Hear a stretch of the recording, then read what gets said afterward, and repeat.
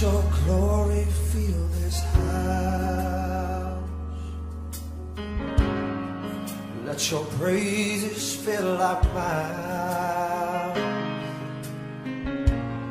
Let each vessel offer up to you.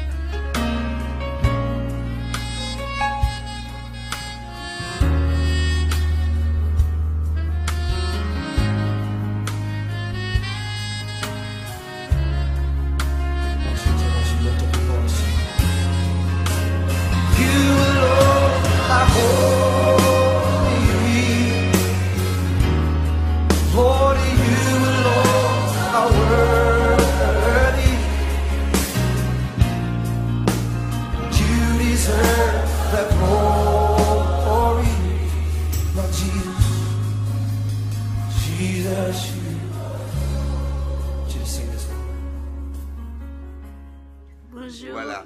Alors dis-moi Richemont, tu n'as plus du tout mal à ta jambe? Non, j'ai plus mal. Et tu ne boites plus du tout? Non, je boite plus. Alléluia, ça ne reviendra plus jamais. Tu es content? Oui, je suis content. Alors, tu sais que le Seigneur t'appelle à son service? Oui. Moi, je crois que tu vas avoir une onction qui va faire fuir les démons. Hein, et que tu vas pouvoir délivrer par la grâce de Dieu et le nom de Jésus, délivrer ceux qui sont tourmentés par des esprits. Amen. Alors, il faut vraiment prier, écouter le Seigneur. Et moi, voilà, je te donne l'occasion de faire ta première intervention. Tu as quel âge? J'ai 11 ans. 11 ans. Alors, qu'est-ce que tu voudrais dire à propos de Jésus? Ils sont là, ils t'écoutent tous. Regarde, t'as vu tous les petits cœurs qui arrivent? C'est pour toi. C'est parce qu'ils sont contents. Ils disent merci à Jésus pour toi. Alors, il faut leur dire un peu quelque chose du Jésus qui est mort à la croix pour eux. Ou voilà. Voilà, amen. Voilà, il y a déjà des commentaires qui arrivent, tu vois. Hein? Voilà, amen, amen. Merci Jésus pour cet enfant, voilà, qui va servir le Seigneur. Nous sommes toujours heureux de voir des nouveaux ministères arriver. Alors, je te laisse la parole. Qu'est-ce que tu veux leur dire? Jésus, il est le même. Dès que vous avez un problème, faut prier, faut persévérer et après ça va arriver. Alléluia. Alléluia. Alors, tu veux leur dire que si ils ont des péchés, il n'y a que Jésus, c'est ça? Oui. C'est qui c'est qui peut effacer nos péchés? C'est Jésus. Ouais. Oui, c'est Jésus. Et alors, tu as envie de leur dire aussi, tu aimes venir à l'église? À Oui. tous les enfants qui t'écoutent, là, tous les enfants qui t'écoutent, tu veux leur dire quoi? Oui, j'aime venir à l'église pour apprendre à connaître Jésus, tout ce qu'il a fait pour nous, qu'il est mort sur la croix et qu'il est ressuscité des morts et qu'il est là avec nous. Alléluia! Ça, c'est ta première prédication. Amen. C'est ta première prédication, voilà. Il y a plein de gens qui t'ont écouté, qui ont pu être réconfortés. Nous bénissons le Seigneur pour cet enfant.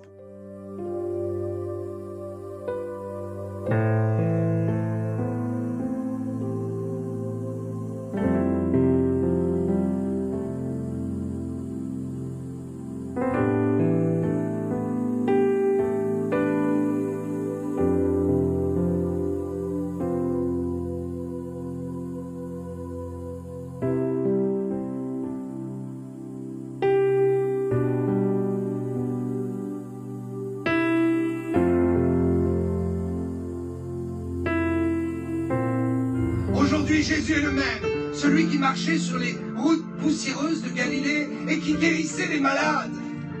Il les touchait juste, il les touchait, il les bénissait.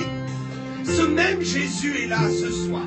Ce même Jésus ressuscité d'entre les morts est là ce soir. Et quelle que soit votre maladie, il est celui qui vous guérit. Est-ce que vous le croyez? Je prie pour que Dieu t'utilise. Non seulement que tu trouves le salut, mais que tu trouves un but à ton existence et à ta vie. Te lever tous les matins, pourquoi? Tourner en rond, pourquoi? Quel est donc le but? Que veux-tu faire de tes 10 doigts? Que veux-tu faire du reste de ton existence? Il faut le servir. Il faut le servir. Vous et moi, nous allons remplir les églises. Amen. Nous allons remplir les lieux de culte. Amen. Nous allons désarmer tous ceux qui, dans la folie meurtrière, utilisent la religion pour détruire le monde. L'heure est sérieuse. Jésus nous propose l'amour. Vous qui êtes des femmes, je m'adresse à vous.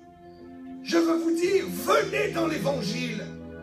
L'évangile aime la jante féminine. L'évangile est une bénédiction pour les femmes. Partout dans les religions où la femme est humiliée, aviliée, battue, il n'y a qu'un seul endroit dans la bouche de Jésus où la femme peut prendre sa place, peut être bénie, peut être considérée. Vous qui êtes une femme, Jésus vous donnera une position dans son royaume que le monde ne pourra jamais vous donner sur cette terre. Servez l'Éternel. Aimez les gens. Aimez la puissance de Dieu. Aimez l'onction. Aimez ce que vous ressentez maintenant. Ce que vous ressentez dans mes paroles. Ce ne sont pas les paroles d'un homme. Ce que vous ressentez, c'est la présence du Saint-Esprit. Le Saint-Esprit ne m'appartient pas, l'onction ne m'appartient pas, mais l'onction, c'est ce que vous ressentez maintenant, et c'est pour vous. Et Dieu peut mettre cela même plus fort. Et vous qui êtes jeunes, quel avenir dans ce pays? Le taux de chômage est tellement élevé, on nous ment. On nous annonce des chiffres qui ne sont absolument pas la réalité. La situation est catastrophique. Nos jeunes n'ont plus d'emploi. Nos jeunes sont en péril. Mais j'ai une bonne nouvelle. Ce que Jésus va te donner dans son royaume, toi qui es jeune, est bien plus grand et glorieux que ce que ce monde pourrait te donner, malgré tous les plans de redressement sociaux. Sers le Seigneur. Je crois dans le miracle des oasis dans le désert. Savez-vous pourquoi Jésus était dans le désert? Parce qu'il était seul et parce qu'il connaissait le miracle de l'oasis qui nous rappelle que nous pouvons être en pleine détresse, en pleine tempête avec les autres et vivre un miracle. Ils peuvent être asséchés et au milieu de ce désert, Dieu peut te donner un oasis. Rien que pour toi. Si tu es jeune, donne ton cœur à Jésus.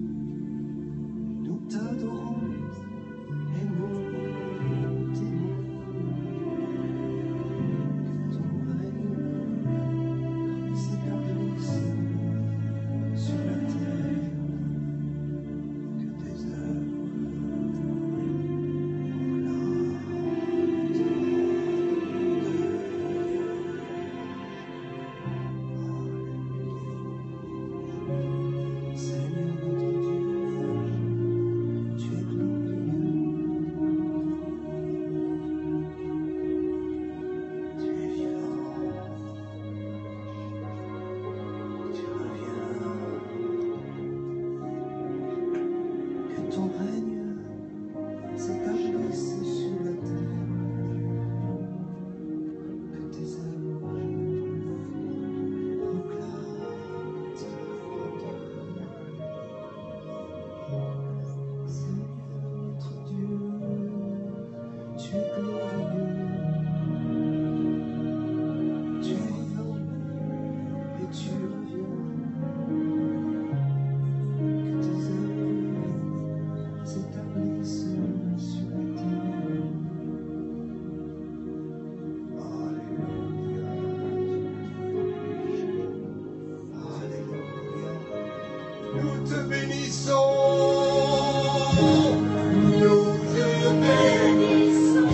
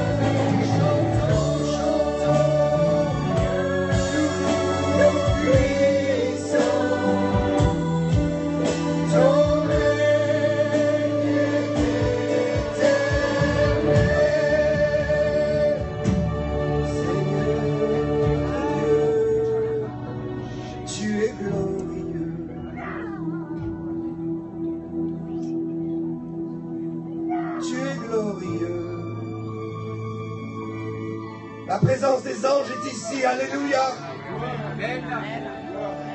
La présence de Jésus est ici, alléluia. Tablisse sur la terre. Ouvre leurs yeux spirituels qu'ils voient ta gloire. Ouvre leurs yeux spirituels qu'ils voient. Ouvre leurs yeux au nom de Jésus, Père. Je proclame la gloire du ciel sur vous.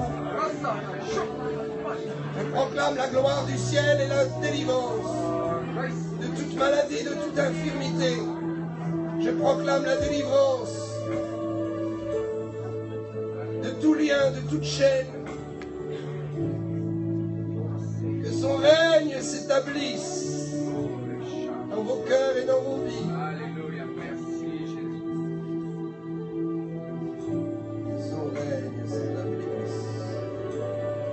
Grandeur, nous te bénissons.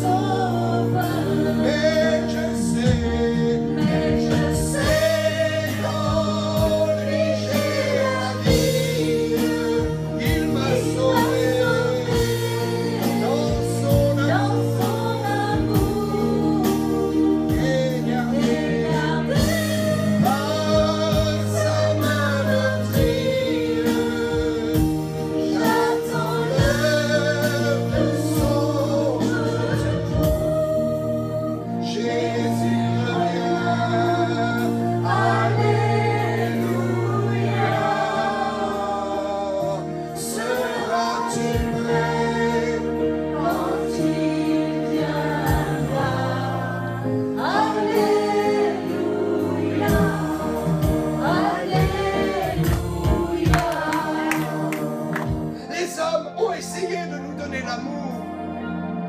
Ce monde a essayé de construire pour nous le bonheur. Les firmes, les usines, les sociétés ont fabriqué des tas de choses. Ils ont inventé la technologie, la télévision, le téléphone, la voiture, les avions, et nous pensions que nous allions trouver notre bonheur, que nous allions enfin trouver le repos dans ces choses, mais nous n'avons rien trouvé. Ils ont construit des bâtiments, ils ont construit du confort pour le corps, mais ont-ils trouvé le moyen de nous donner le repos de l'âme et de l'esprit? Ils n'ont pas trouvé le moyen, parce qu'il n'y a qu'un seul moyen, c'est de venir à Jésus. Amen. Il n'y a qu'un seul moyen de trouver la paix éternelle. Jésus a dit, venez à moi, vous tous qui êtes chargés, fatigués, et je vous donnerai du repos. Il a dit, venez, je vous donnerai du repos. Il a porté nos souffrances. Il a vaincu nos maladies. Et il nous a donné le repos.